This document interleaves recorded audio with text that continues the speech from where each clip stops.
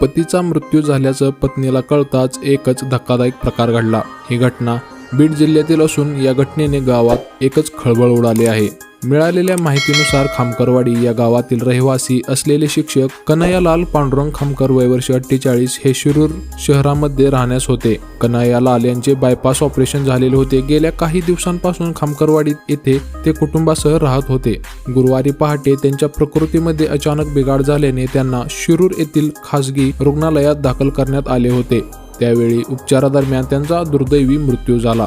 गावाकडे या घटनेची माहिती मिळताच खामकर परिवारासह गावावरती मोठा दुःखाचा डोंगर कोसळला। आपल्या पतीच्या मृत्यूची बातमी पत्नी राहीताई कन्हैयालाल खामकर वय वर्ष 42 यांना कळताच त्यांना मोठा धक्का बसला। हा धक्का सहन न झाल्याने त्यांनी पहाटे कोणालाही न कळू देता विषारी दव प्राशन केलं। यानंतर त्यांना उपचारासाठी दवाखान्यात नेलं। यावेळी राहीताई खामकर यांना उपचारासाठी घेऊन जाणाऱ्या लोकांना मला देखील माझ्या पतीच्या चितेवरच अग्नी डाग द्या असे त्या सांगत होत्या। शिरूर येथील खासगी रुग्णालयात प्राथमिक उपचारानंतर बीडला पुढील उपचारासाठी नेताना वाटेतच त्यांनी अखेरचा श्वास घेतला। खामकरवाडी येथील स्मशानभूमीत एका चितेवर कन्हैयालाल खामकर आणि पत्नी राहीताई खामकर या दोघांना अग्नी डाग देण्यात आला।